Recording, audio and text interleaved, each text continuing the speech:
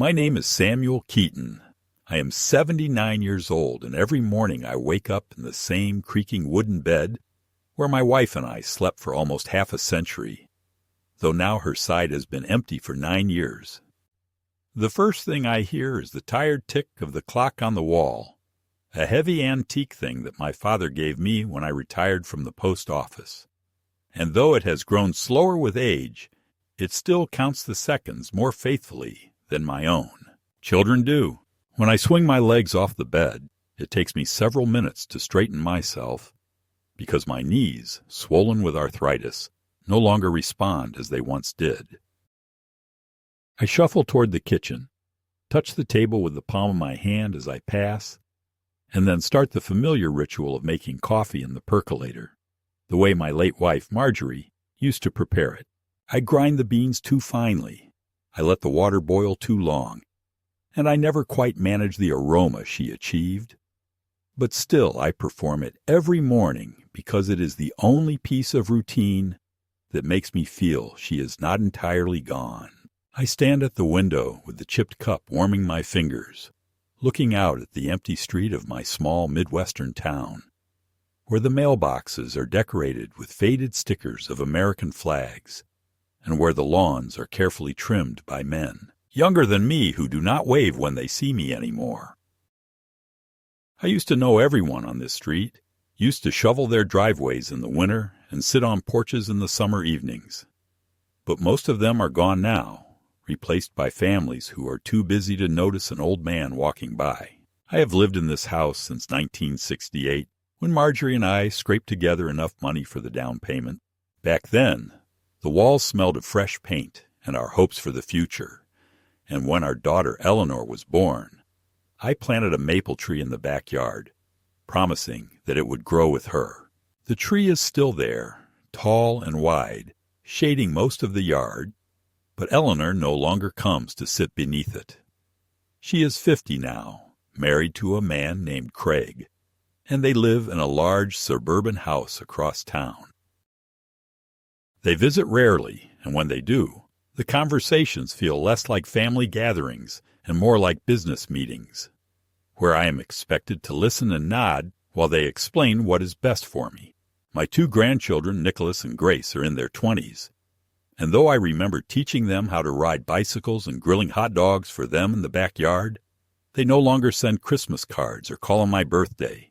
When I think about them, it feels as if I am remembering characters from a book I once loved, but that no one else wants to read anymore. Despite the loneliness, I try to keep a semblance of dignity in my daily life. After coffee, I take a slow walk to the end of the block, leaning on my cane, and I stop at the small bench near the park entrance. I carry breadcrumbs in a paper bag and scatter them for the pigeons. Some mornings, I sit there long enough to watch the school children go by, backpacks slung over their shoulders, laughing at jokes I can no longer hear. Sometimes one of them looks at me curiously, perhaps wondering who I am, but no one ever asks. When the weather is harsh, I stay inside, reading newspapers that pile up on the porch, working slowly through the crossword puzzle, even though my eyes blur after a few lines. I tell myself that these little activities keep me sharp, though I sometimes fear that sharpness is the last thing anyone around me wants me to maintain. The truth is, my body betrays me more often these days, and with every falter, I sense how people begin to look at me not as a man, but as a liability. Last winter, I slipped on the ice in front of the grocery store, and though I managed to stand back up and wave away the concerned clerk, I saw the way his expression lingered, half pity, half irritation, as if I had delayed the world by falling. Since then, Eleanor has been more insistent that I cannot keep living alone. She says things like, "Dad, you shouldn't be by yourself in that drafty house. It's too much work for you." Or, "What if something happens and nobody finds you for days?" Her words are delivered with the softness of concern, but the undertone of authority, the kind children adopt when they no longer see their parents as capable. I never argue loudly because I know that old men who protest are called stubborn, while those who stay quiet are called reasonable. And somewhere between those labels, I try to preserve a fragment of my pride. Evenings are the hardest, when the shadows stretch across the living room and I sit in my recliner, staring at the photographs on the mantel. There is one of Marjorie in her 40s, standing in the garden with her hands full of roses, smiling at me as if I had just told a joke. Another of Eleanor holding Nicholas as a baby, and one of Grace in her graduation gown, throwing her cap in the air while I clap from the bleachers. These images are not just pictures. They are anchors holding me to a life that feels increasingly like it belongs to someone else. Sometimes I imagine conversations with them, speaking into the quiet house as though my words might carry through the walls to wherever they are. But the silence that follows always reminds me of the distance. Still, I have learned to live with absence. I prepare simple meals, oatmeal with raisins, boiled potatoes, sometimes a roast chicken if I have the strength. I wash the dishes by hand, stacking them neatly on the rack. At night I read the Bible or an old Western novel, though I rarely reach the end of a chapter before sleep takes me. It is not an unhappy existence, not entirely, but it is fragile, balanced on the edge of being forgotten. And I suspect that Eleanor has already decided that my independence is nothing but an inconvenience. What pains me most is that she speaks of care in the language of efficiency. She says things like, "It would be easier for everyone," or "They can monitor you better there," as though my life were a spreadsheet of costs and risks. Craig, her husband, is worse. He speaks rarely to me, but when he does, it is always about numbers. The value of the house, the expense of repairs, the cost of medical bills. He talks as if I am already gone, as if my existence is only the residue of finances to be managed. I sometimes wonder whether Eleanor echoes his thoughts because she truly believes them, or because she has grown tired of resisting him. Either way, it leaves me in the position of a spectator, watching my own family discuss my future as if I were not in the room. I try not to be bitter, but bitterness grows in silence. On Sundays, I attend church, sitting in the third pew from the back, and I bow my head not just for the sermon, but for the comfort of being in a place where people still say my name with respect. The pastor shakes my hand firmly, calls me Brother Keaton, and though he may not know the details of my life, in that moment I feel less invisible. I linger after the service, chatting with whoever will stop long enough. But eventually the crowd disperses, and I return to the quiet house, where only the clock and the faint creak of the floorboards accompany me. In recent months I have begun to sense that change is coming, though no one says it openly. Eleanor's visits have grown shorter, her glances sharper, as if she is measuring how much time I have left before decisions must be made. Once, while she thought I was dozing in the recliner, I overheard her whispering to Craig in the kitchen, saying, "He can't go on like this. It's irresponsible." The word irresponsible stung more than I expected. I wanted to rise, to tell her that I have managed fine, that I pay my bills, clean my house, remember my medicine, but I stayed quiet, because defending oneself too loudly only confirms their suspicion. So here I remain, an old man in a familiar house that has grown heavier with each passing year, clinging to routines that feel like the last threads of autonomy. I do not ask for much. I do not demand constant attention or extravagant gestures. I want only the dignity of being allowed to live my days in the place where my memories reside. Yet I can feel, in the hushed tones of conversations and the calculating looks exchanged over dinner tables, that my family has other plans. And though I cannot yet see the shape of what awaits me, I know that it is not freedom, but something that resembles confinement disguised as care. It was in late autumn, just as the air began to bite with the first hint of frost, and the daylight shortened so that evening seemed to fall almost as soon as breakfast was over, that Eleanor arrived at my door with an energy that was both unfamiliar and unsettling.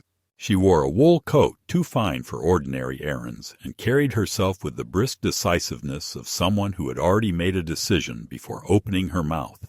Craig followed her, holding his phone as though even in my presence his true attention belonged elsewhere.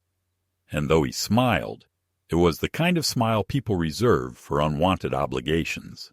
They entered without waiting for me to invite them, as if my house had ceased to be mine, and sat down at the kitchen table where Marjorie and I once spent long evenings talking about nothing and everything. "Dad," Eleanor began, her tone too bright, as though rehearsed, "we've been thinking it's time you had a change of scenery. You need more company, more activity. You've been alone here too long, and it's not healthy." I stirred my coffee slowly, feeling the familiar ache in my hand, and asked what she meant. She exchanged a quick glance with Craig before continuing. "There's a wonderful residence on the other side of town. It's not what you think, not an old folks' home, but more like a resort with nurses on call, 3 meals a day, and plenty of people to socialize with. They even have painting classes and a small library. We thought you could try it out, just for a little while, to see if you like it." Her words were coated in sweetness, but beneath them I detected the firmness of a plan already in motion. Craig cleared his throat and added, "It's practical, Samuel. You wouldn't have to worry about upkeep, bills, or emergencies. You deserve to relax." The way he said the word practical made me feel as if I were a broken appliance being replaced rather than a man being offered comfort. I tried to laugh it off, saying that I was fine where I was, that the house may be old, but it was mine, and that I preferred my solitude to forced activities. Eleanor pressed on with a practiced smile. "Just a trial stay, Dad. 2 weeks at most. Think of it as a vacation, and if you don't like it, you can come back. We've already arranged everything." That last phrase cut through me like ice. Already arranged. I asked her what exactly she meant, and she replied quickly, "We made a reservation. We thought it would be easier for you not to worry about the details. They're expecting you tomorrow morning." Craig finally looked up from his phone, nodding as if to close the matter. "It's settled, Samuel. Pack a small bag, just your essentials. They provide everything else." I sat there staring at them, my hands trembling slightly, though I tried to keep them still against the table. The decision was not mine, though they disguised it as kindness. I wanted to argue, to demand why they thought they could dictate my life, but the words lodged in my throat, because I realized they had already decided that resistance from me would only confirm their belief that I was incapable. After a long silence, I asked what would happen to the house while I was gone, and Craig replied smoothly, "We'll keep an eye on it. It's better this way, less for you to worry about." His tone suggested ownership already, as if the house had slipped from my grasp into their hands, with nothing more than a signature I had not yet given. That night I barely slept. I lay awake in the dark, staring at the ceiling, remembering all the times Marjorie and I had spoken about growing old together in this house, about the garden we would keep until our hands could no longer hold the tools, about sitting on the porch with coffee while the seasons passed. To think that my daughter would dismiss all of that with a phrase like change of scenery filled me with a quiet despair that felt heavier than anger. In the morning, when they arrived with the car, I climbed in without protest, carrying a small suitcase, though every step felt like surrender. The drive was long enough for me to watch familiar streets give way to newer developments, sleek and cold, and then to the outskirts where the building rose like a hotel. All glass and polished brick, the sign reading Willow Acres Residential Living. Eleanor spoke brightly as we pulled in, pointing out the flower beds at the entrance and the fountain that gurgled mechanically in the courtyard. But to me, it looked like a place designed not for living, but for keeping people contained. Inside, the lobby smelled of disinfectant mixed with artificial lavender, a smell too sharp to disguise its true purpose. A receptionist greeted us with a rehearsed smile, sliding a clipboard toward me with forms to sign. "Just routine paperwork," Eleanor assured, placing a pen in my hand before I had even read the first line. My eyesight faltered on the fine print, and I asked what it said. She laughed lightly as though my question were unnecessary. "Just consent forms, Dad. Nothing serious." Craig leaned over me, tapping the spot where my signature was required, and though my stomach twisted, I signed because refusing would have made me appear obstinate. I saw them both watching me closely, like teachers observing a student who might fail a simple task, and in that moment I realized the balance of power had shifted. After the papers were handed over, a nurse appeared, cheerful but distant, and began to explain the routines. Breakfast at 8, lunch at noon, dinner at 6, medications provided by staff, visitors allowed on weekends, personal phones discouraged, for the sake of community interaction. Eleanor nodded approvingly at each rule, while I stood silent, feeling the net close around me. When they showed me to a room, small and impersonal with twin beds and a narrow window facing the parking lot, I placed my suitcase on the chair and tried to smile. "It's temporary," Eleanor whispered, kissing my cheek. "Just give it a chance." But when she left with Craig, waving casually as though dropping off a child at camp, I felt the full weight of the truth. I had not been offered a choice. I had been delivered. That evening I sat on the edge of the bed while my roommate, an old man with sunken eyes and trembling hands, whispered that his son had promised him the same thing, a short stay, just to rest. But that had been 3 years ago. His voice cracked as he said, "Once they bring you here, they don't intend to take you back." I felt the words sink into my chest like stones. And though I told myself that my daughter would never go that far, that surely she meant only a brief arrangement, a part of me knew he was right. The door clicked shut behind the nurse making rounds, and the sound echoed like a lock turning on a cage. The first days at Willow Acres passed with the kind of suffocating order that pretends to be care, but is in fact control. And though I told myself that it was only temporary, each hour deepened the sense that I had stepped into a place where my voice no longer carried weight. On the very first morning, a nurse entered the room before sunrise, speaking loudly as though we were children to be woken for school, and placed a small paper cup with pills in my hand. I asked what they were, because I take only one prescribed medication for my blood pressure, and she replied with a gentle firmness that brooked no argument. "Just your regular dose, dear, all approved by the doctor." When I insisted on seeing the names, she smiled in a way that suggested amusement rather than respect, and told me that it was easier if I trusted them. My roommate swallowed his cup full without hesitation, his hand shaking, and I felt the pressure of expectation pressing on me until I, too, gave in, tasting the bitter chalk of unfamiliar pills as they slid down my throat. Meals were served at long communal tables in the dining hall where everyone sat in identical chairs, plastic cutlery clinking against the plates, and though the food was warm, it was portioned in ways that reminded me of school cafeterias. When I asked for a second helping of potatoes, the attendant shook her head with a smile, too tight to be sincere, and said, "We have to watch your diet." I wanted to argue that I had managed my meals well enough for decades, but around me I saw the others lowering their eyes, accustomed to being told no, and I realized that speaking up would only mark me as difficult. That word, difficult, echoed in my mind, because it was the label I feared my daughter had already placed on me, the excuse she might use to justify leaving me here longer than she had promised. Days followed a rigid schedule. Breakfast, a so-called activity session, where we were expected to glue colored paper into shapes or follow along with a trivia game.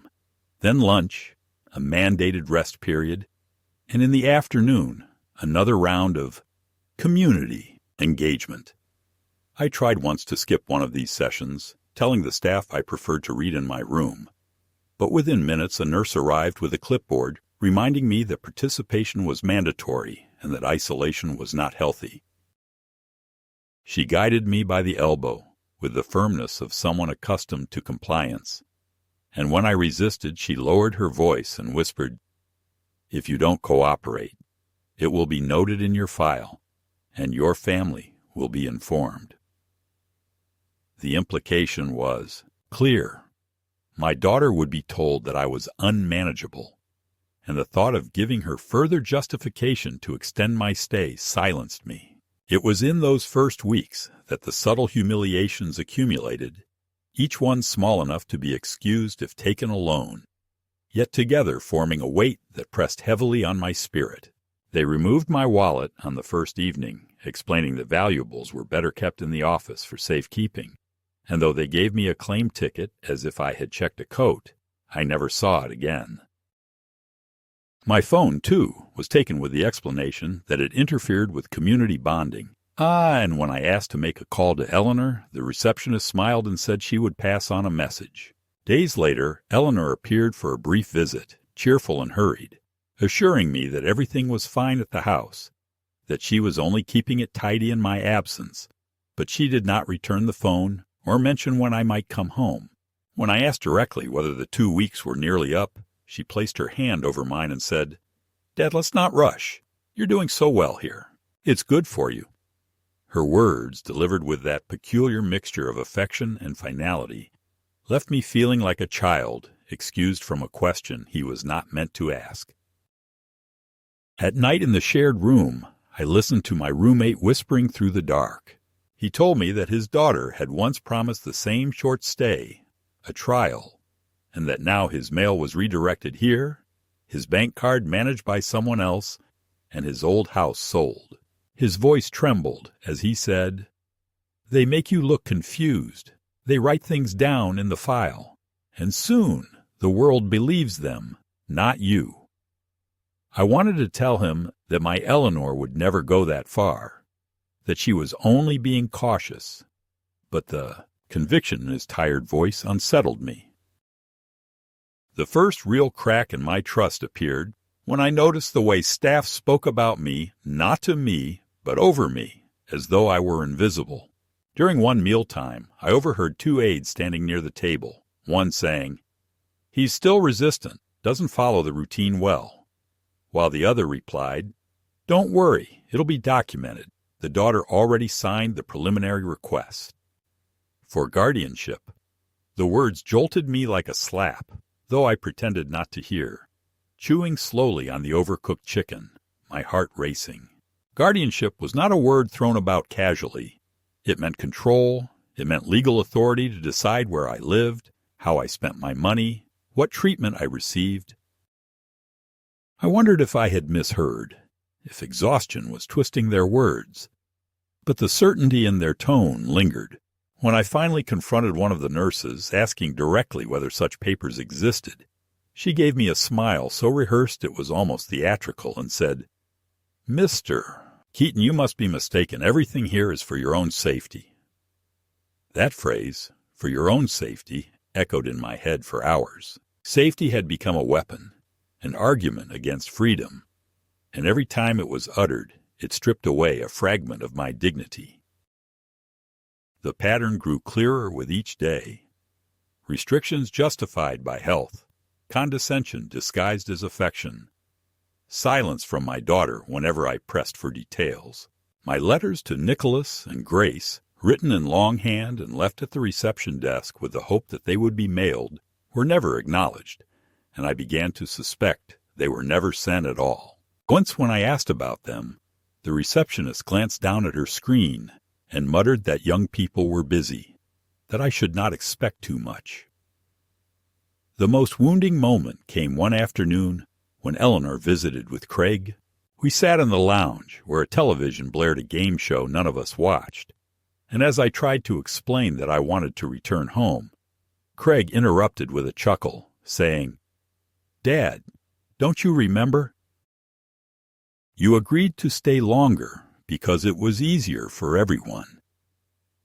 Eleanor nodded solemnly, adding, "You must have forgotten, but that's all right. We understand." I knew with painful clarity that I had never agreed to such a thing, but to protest would only reinforce the narrative they were crafting, that I was confused, forgetful, no longer reliable. I swallowed my anger, but inside me something hardened, the first seed of realization that this was not a mistake or an overcautious arrangement. It was a design. When they left that day, I walked slowly back to my room, each step heavy with the knowledge that my autonomy was dissolving not through overt force, but through 1,000 quiet cuts. The withholding of choices, the rewriting of my words, the subtle gaslighting that made me doubt my own memory. I lay down on the narrow bed and stared at the ceiling, hearing my roommate's whispered warning repeat in my head. It was then, in the quiet hum of the fluorescent light, that I admitted to myself that I was no longer merely staying in a nursing home for rest. I was being prepared for a transfer of control, piece by piece, signature by signature, until the life I had built would belong to others. It was in the third week of my stay that the illusion of temporary arrangements collapsed completely, and what I had suspected in shadows came into the light with a clarity that left no more room for doubt. Until then, I had been surviving day by day, swallowing their pills, attending their trivial activities, waiting for the moment Eleanor would appear and say, "Pack your bag, Dad. Let's go home." But instead, she had grown more distant. Her visits, shorter, her words softer but more final, like a nurse soothing a patient before a painful procedure. One afternoon, restless and unable to sit through another hollow community discussion, I wandered down a corridor that I had not walked before. The halls of Willow Acres were lined with cheerful posters of smiling seniors holding paintbrushes or walking in gardens. Yet behind those images there was always the antiseptic smell, the sense of locked doors, the quiet footfalls of staff who appeared whenever one lingered too long. At the far end of the corridor, I noticed a door left ajar. The office of the facility director, a heavy-set man named Mr. Holloway, whom I had seen only briefly during orientation.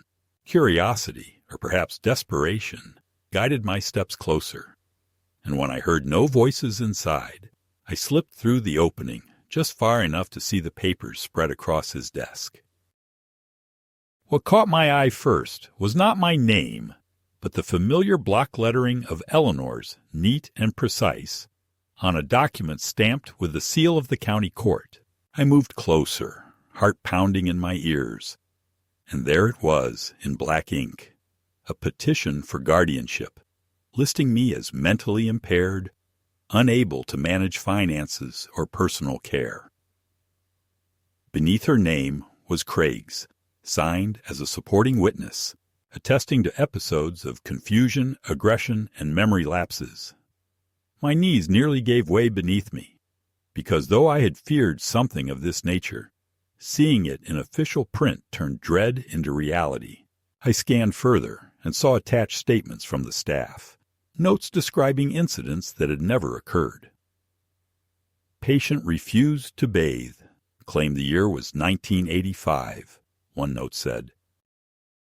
Another described me, wandering the halls at night, unable to recognize location. A third claimed I had attempted to take someone else's medication. Each one was a fabrication, a lie carefully written in the kind of clinical language that convinces judges. I stood there trembling, realizing that every smile, every gentle pat on the arm, had been accompanied by the quiet scratch of pens against paper, documenting me into incapacity. On the corner of the desk lay a folder, slightly open, revealing copies of my bank statements, property records, and even my insurance policy. How they had obtained these I could not imagine, though Craig's career in finance gave me a grim clue. There was also a valuation of my house, highlighted in bright ink, with figures circled and notes in the margin about potential sale value. The implication was undeniable. This was not about my health. It was about what could be taken once my signature was dismissed as worthless. My life had been translated into numbers and assets, and the process was already in motion to transfer them into my daughter's hands. As I stood frozen, I heard footsteps in the hall and quickly pulled away, retreating to the shadows of my room before anyone could catch me. I lay on the bed, staring at the ceiling, my mind racing. Part of me wanted to believe it was a misunderstanding, that perhaps these were precautions never meant to be enacted, but the evidence was too clear. The guardianship petition bore dates within days, meaning the court would soon decide my fate without ever hearing my voice. The betrayal cut deeper than I thought possible, because it was not merely neglect or indifference, but active conspiracy. The deliberate rewriting of my existence by my own daughter and the man she married. That evening I tried to speak to Eleanor when she arrived, showing her the tremor in my hands as I described what I had seen, but she silenced me with the patience of someone indulging a child. "Dad, you must have been confused. You're under stress here. You know you can't just wander into offices and misinterpret documents," Craig added with a chuckle. "That's exactly what we're worried about. Your memory playing tricks on you." Their performance was flawless, their tones gentle, yet their eyes betrayed a cold certainty. They knew I had seen the truth, and they were already twisting it into evidence against me. That night, long after the lights dimmed and the halls fell silent, I lay awake listening to the mechanical hum of the ventilation system and the restless breathing of my roommate. The realization pressed on me with crushing force. If I did nothing, within weeks I would be declared legally incompetent, my home sold, my savings transferred, and my freedom gone forever. The clock was ticking, not in seconds, but in court dates and signatures. And every smile from staff, every condescending phrase of "for your safety," was another nail in the coffin of my autonomy. For the first time in my life, I felt not simply old, but imprisoned, a man still in possession of his mind, but trapped in a world determined to erase it. It was there, in that sleepless darkness, that fear transformed into resolve. If they wished to paint me as helpless, then my only chance was to prove otherwise, to find a way to outwit the very system that had been built to contain men like me. I did not yet know how, but the knowledge of their betrayal had shifted something inside me. No longer could I wait passively for Eleanor's promises. No longer could I believe in the kindness of their voices. The midpoint of my captivity had revealed the full scale of the plot, and from that moment forward my every thought turned toward escape, not only to reclaim my freedom, but to expose the secrets they believed would remain hidden behind the locked doors of Willow Acres. I learned very quickly that at Willow Acres punishment rarely looked like punishment. It looked like kindness sharpened into a blade, and the second week after I had found the petition papers on the director's desk, that blade began to press against my throat from several directions at once. Because the moment I asked cautious questions about my file, the staff became smiling gatekeepers who noted everything, who reminded me that participation was so helpful for your well-being, who moved my pill time earlier by 15 minutes and then by 30, who replaced my roommate without warning, explaining that Mr. Daniels had transitioned to a higher support wing, a phrase that sounded benign until I saw him the next day being wheeled past, with a slack mouth and a string of drool, his hands tied loosely under a blanket in the way they do when they want to. Pretend restraint is comfort, and I understood that the higher support wing was not a place you graduated from, but a place you disappeared into when your protests grew too coherent. I stopped sleeping easily after that and began to count footsteps and keys in the hall at night, measuring which aide lingered by which door, which cart carried which forms. Because if they were building a case in the shadows, then I would build my defense in the same darkness. And I started with the only currency left to me, the careful attention of a man who sorted mail for 38 years and can still read patterns better than most men read faces. On a Tuesday after lunch, while the lounge erupted into a forced sing-along led by a cheerful activities director who did not know more than 3 chords on the guitar, I excused myself for the restroom and took the long way back, slipping into the E.T. little chapel at the end of the corridor where no one ever prayed except me and a frail woman who mouthed hymns without sound. And behind the donation box there was a janitor's closet with a door that didn't always latch. I had noticed the night custodian, a quiet man with tired eyes named Ernesto, pausing there on his rounds. And that night, when he found me sitting in the dark pews, he didn't startle. He just asked softly whether I needed anything. And I told him the truth in a single, long breath that I was being turned into a diagnosis to separate me from my house and savings, that the papers existed, that the notes were lies, and that if there was any way for a man in my position to make a copy of a page, I would be grateful for the chance. He looked at me a long time, weighing whether I was merely an agitated old man, then nodded once and said he would think. And 2 nights later he left a small roll of masking tape and a narrow flashlight beneath the cushion of the chapel's front pew, and said, without meeting my eyes, that the copier in the business office was left on standby after 10, and that the hall camera by the nurse's station had a blind corner where the ceiling light had failed, and if I wanted to be foolish, I should at least be precise. Precision had been my pride. So I planned as if my life depended on it, because it did. I watched the medication cart routes and learned the rhythms of the late shift. I timed the patrols and listened for the elevator chime that meant an aide was delivering linens. And when the building slipped into the heavy quiet that arrives just after midnight, I slid from my bed, put the flashlight in my sock, taped a small pocket notebook flat against my thigh, and walked with an old man shuffle to the chapel, pausing whenever I heard a shoe scuff or a cough, keeping my face loose and amiable in case anyone glanced up. The business office door had a keypad lock, but, as Ernesto had predicted, it had not latched. Inside, the copier gleamed like a foolish lighthouse, and the desk lamp left a clean circle of light on a stack of files with colored tabs, where, as if the director trusted his kingdom to stacks and staples, I found a folder labeled with my name, and beneath it 4 more with names I recognized from the dining hall.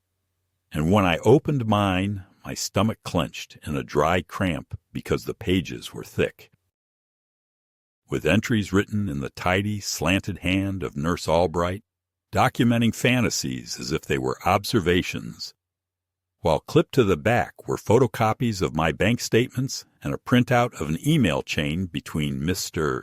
Holloway and my daughter discussing timelines and petition success rates, and a facilitation fee that would be deducted from an initial transfer once guardianship was granted. Language so coldly administrative that for a moment I forgot to breathe. I copied what I could in the minutes I dared spend.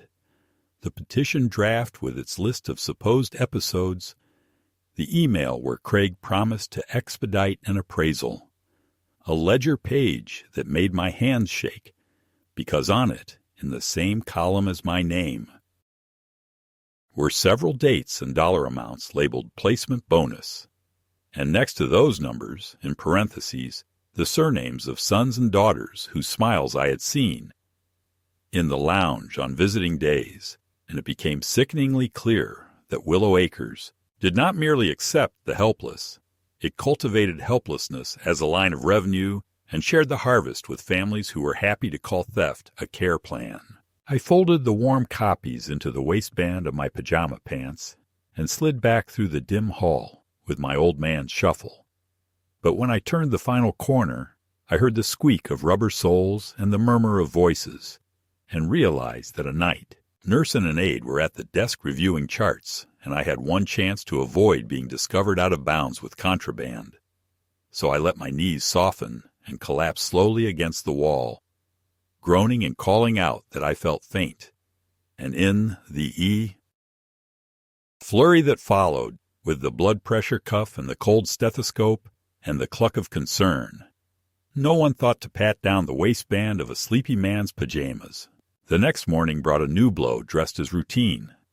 A visit from a doctor I had never met, a man with an elegant pen and a cologne that smelled like mint trying to smother bleach, who introduced himself as Dr. Kensley and proceeded to conduct a cognitive exam with the genial air of a kindly uncle, asking me to draw a clock and name animals and subtract sevens from 100, while he watched not my answers but my hesitation. And every time I answered, quickly he would say, "Take your time, Mr.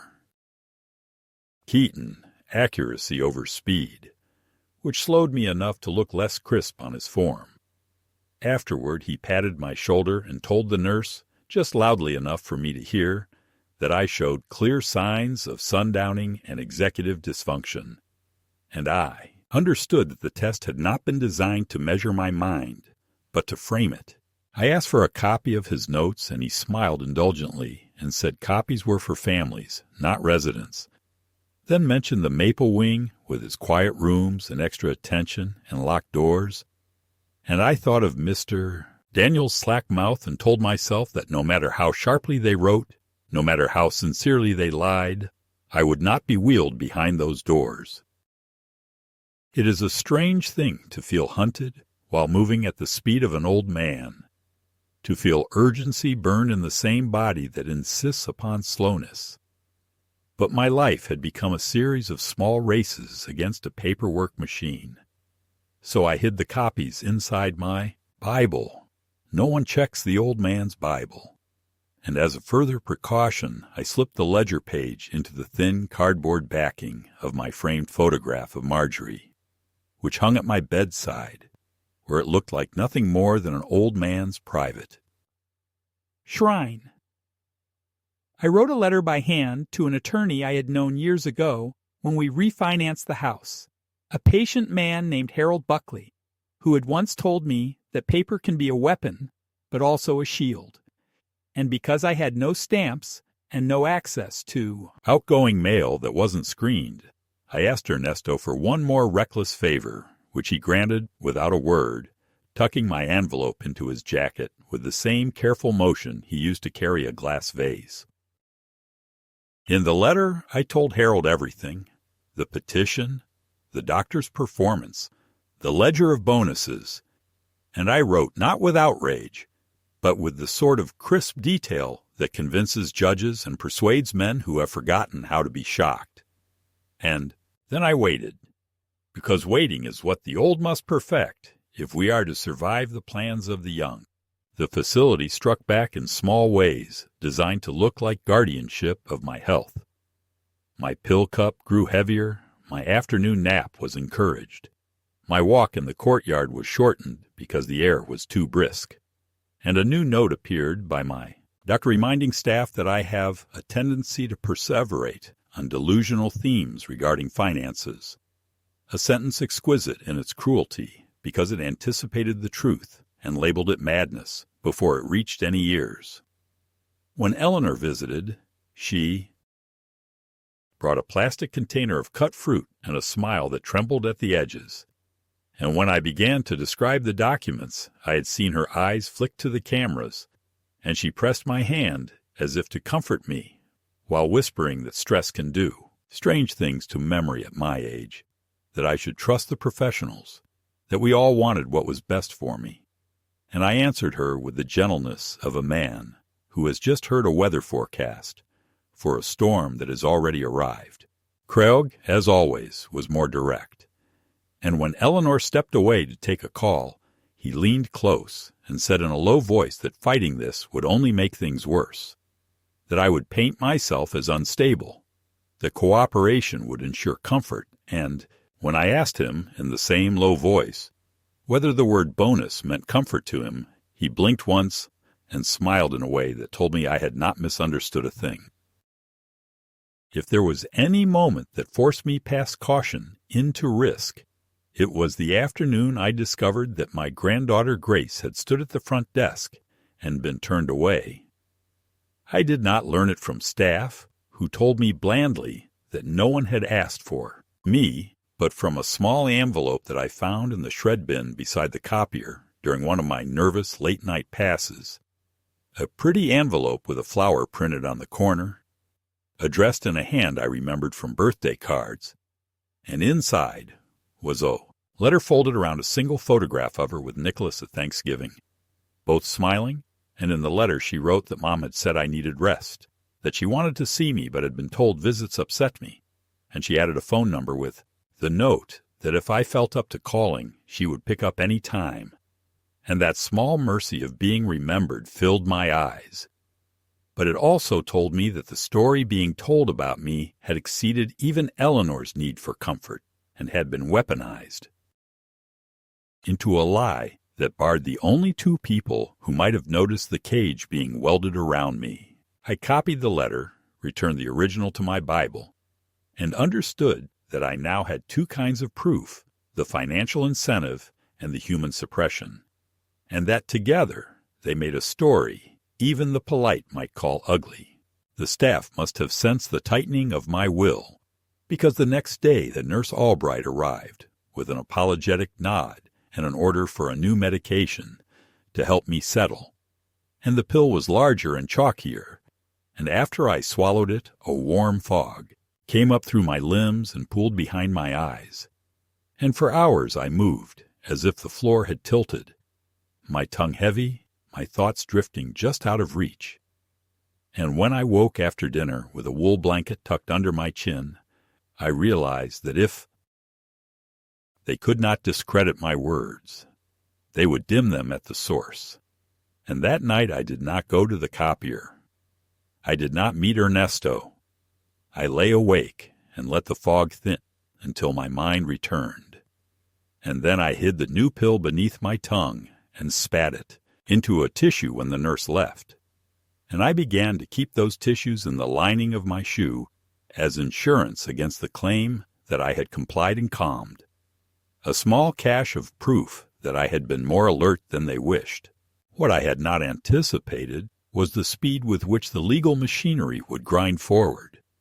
3 days after Harold received my letter, later he told me he had left his office mid-afternoon to drive straight to my town.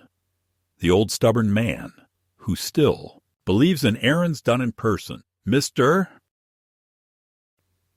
Holloway summoned me to his office with a look of paternal concern and explained that a court visitor would be assessing me on Friday, that it was nothing to worry about, that the visitor was there to support residents, and he slid across the desk a fresh copy of the petition as if showing me a brochure for a bus tour, and I replied as evenly as I could that I welcomed an impartial ear and that I hoped the visitor would enjoy copies of the facility's internal ledger, at which point his eyes lifted in a fleeting flinch that told me he had not imagined an old man might own a mirror to his paperwork. He softened his voice and mentioned again the Maple Wing, and I answered wearily that I had no plans to travel. 2 things then happened in quick succession that turned my private resistance into a public risk.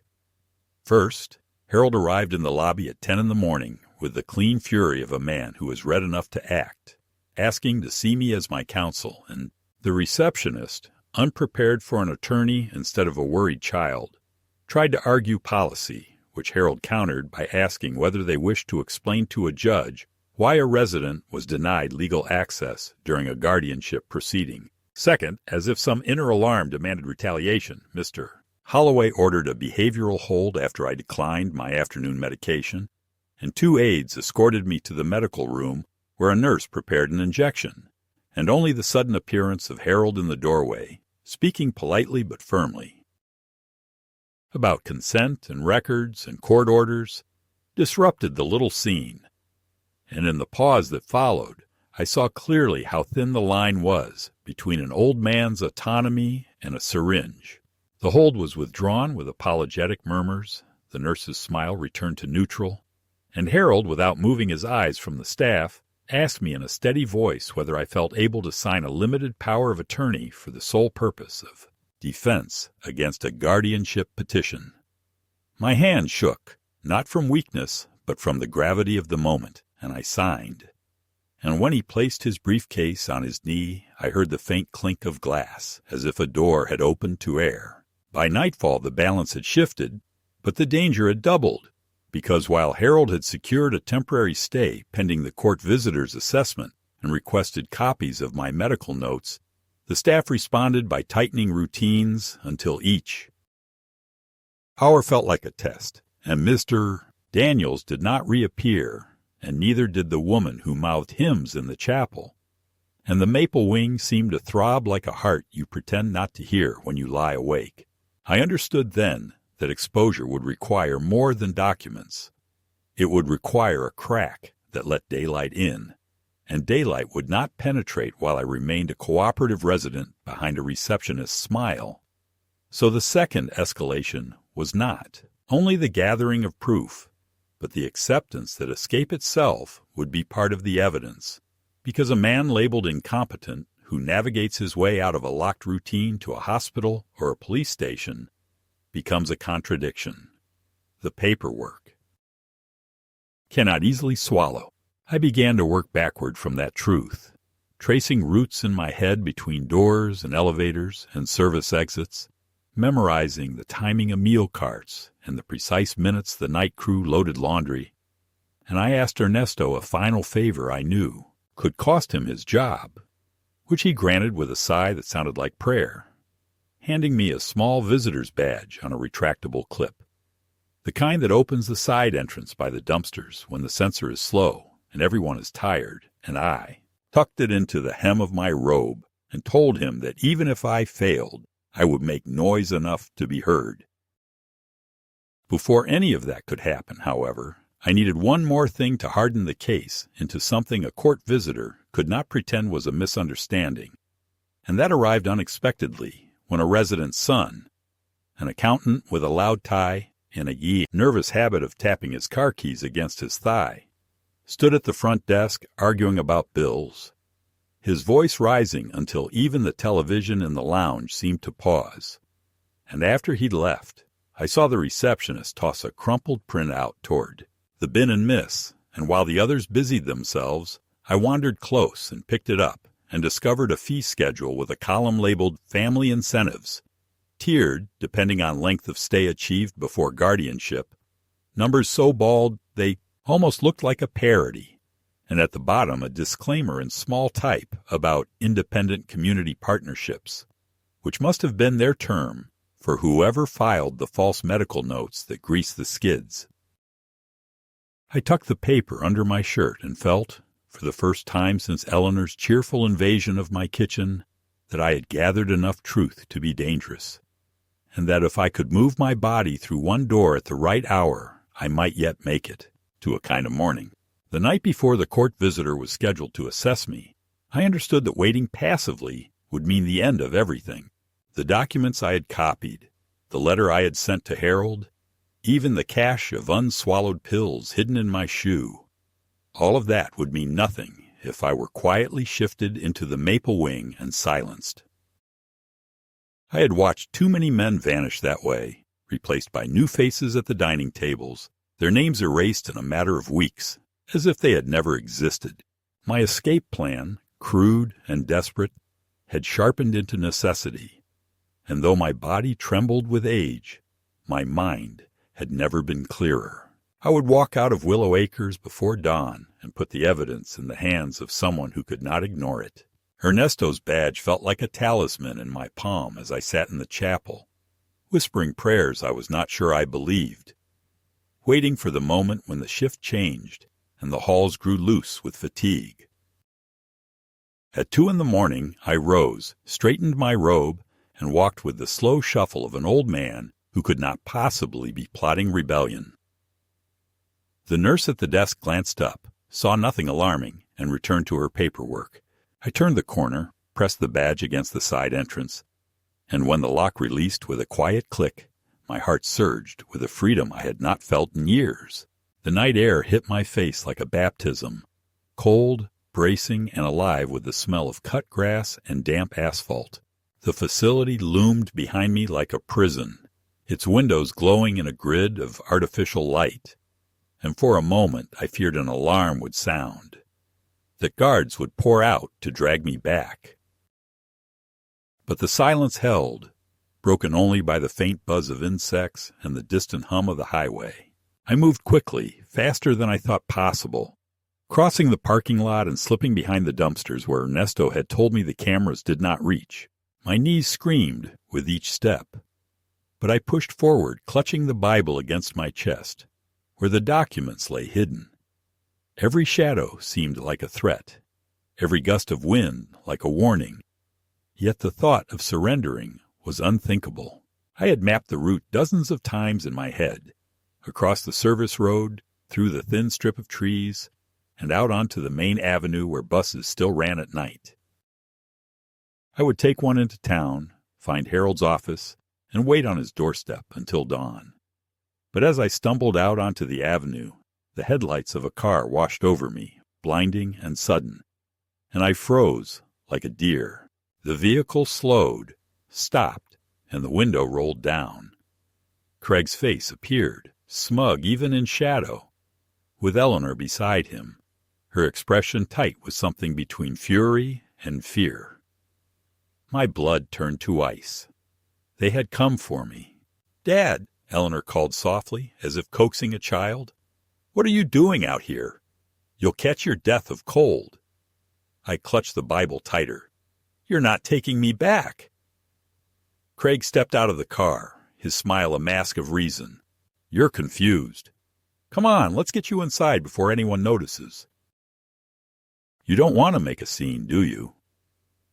For a moment I thought of surrendering, of slipping back into the warmth of control.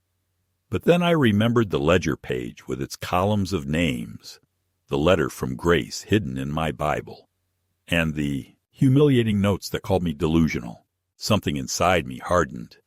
I stepped backward, shaking my head, and raised my voice for the first time in years. "Help! Somebody help me!" The sound startled even me, loud and desperate, cutting through the quiet avenue. A taxi turning the corner slowed, the driver craning his neck, and Craig cursed under his breath. Eleanor hissed, "Stop it, Dad! You're embarrassing yourself!" But I kept shouting, louder each time, until the taxi pulled over and the driver climbed out, suspicious eyes flicking between us. "You okay, sir?" he asked, and in that instant I made the choice that would define the rest of my life. I thrust the Bible into his hands. "Take this. Inside are papers. They're proof. Please, get them to a lawyer named Harold Buckley. His office is on Main Street." Craig lunged toward me, but the driver stepped between us, raising his hands. "Hey, relax. He said he doesn't want to go with you." Eleanor's voice trembled now, sharp with panic. "He's sick. He doesn't know what he's saying." But the driver shook his head. "Doesn't look sick to me. Looks scared." In that charged moment, everything cracked open.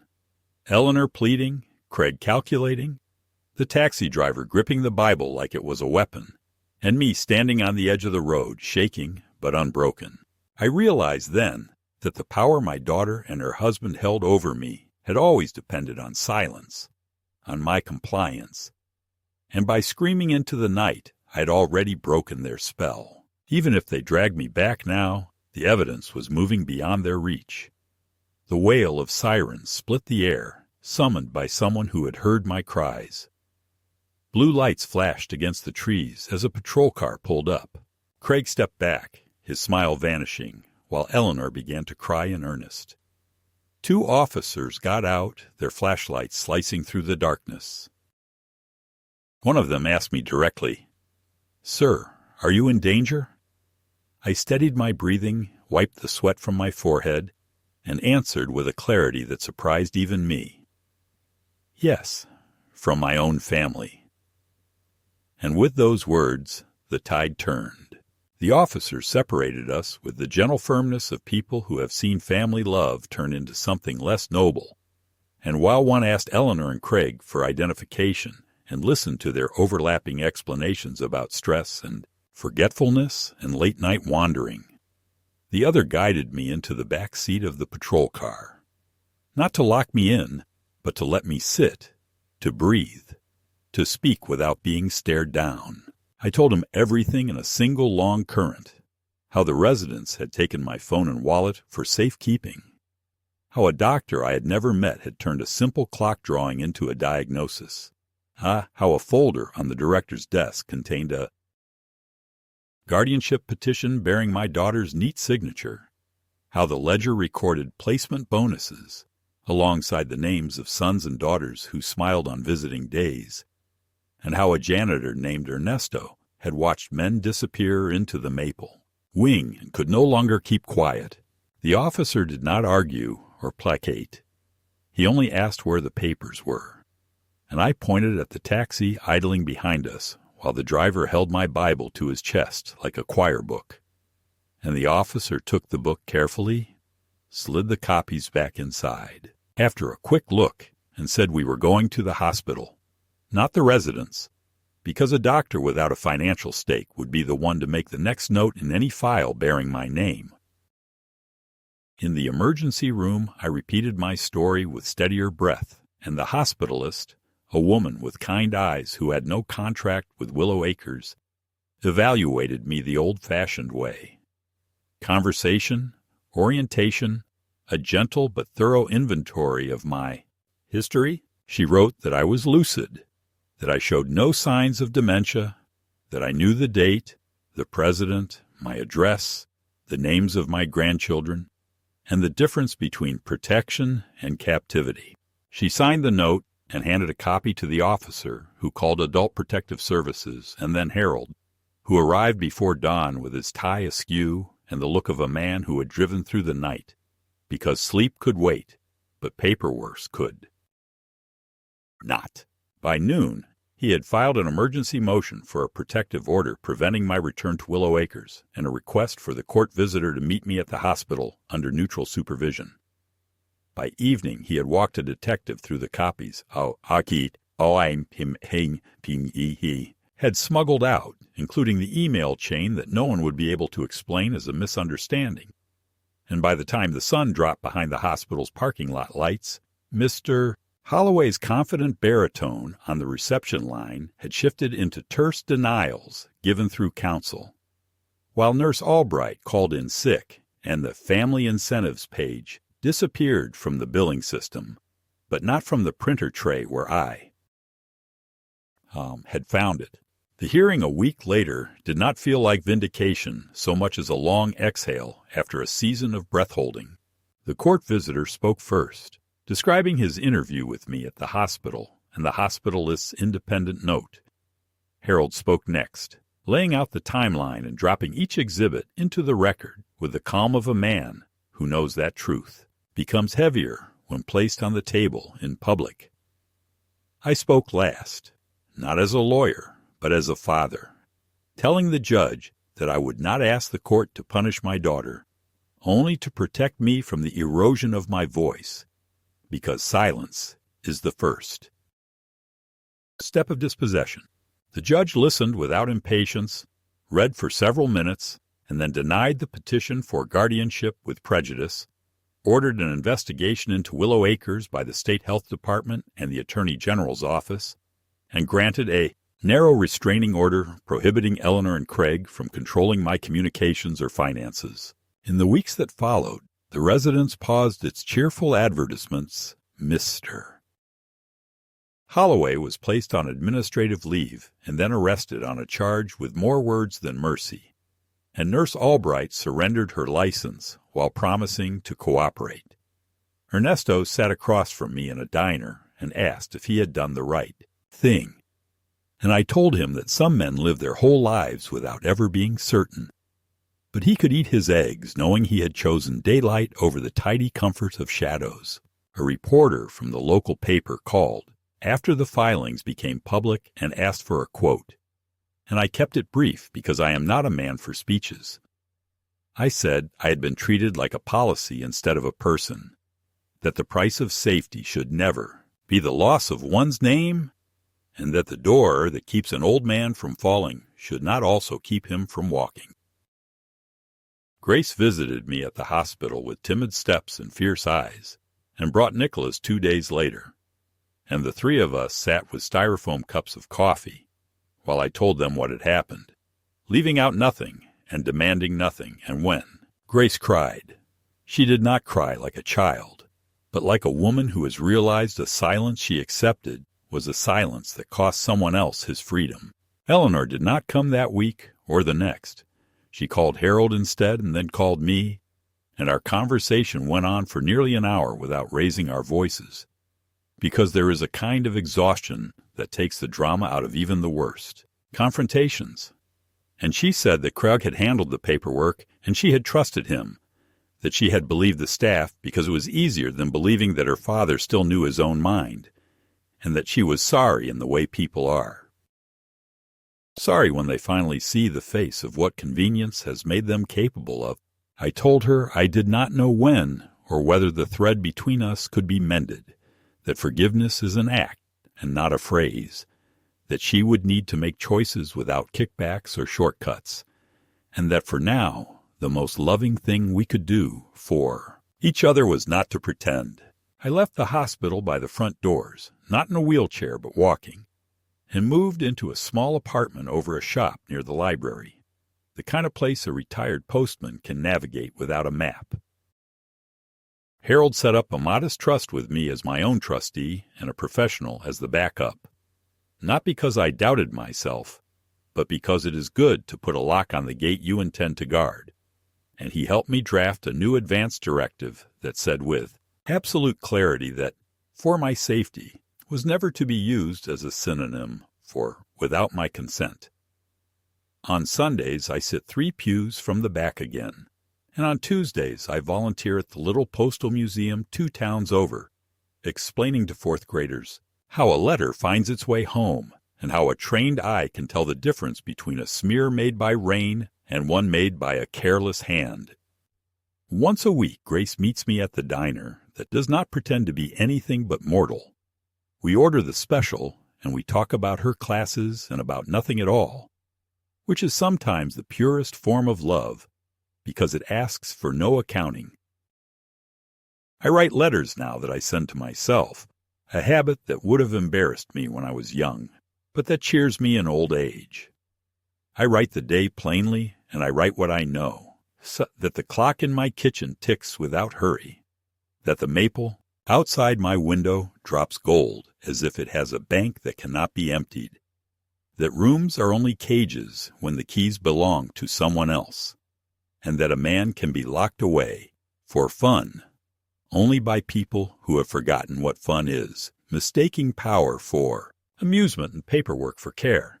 I keep the clippings from the investigation in a folder, not because I crave the spectacle of other people's shame, but because sometimes, when the evening tilts toward doubt, it helps to see the record of what was true written by hands that once wrote the wrong things.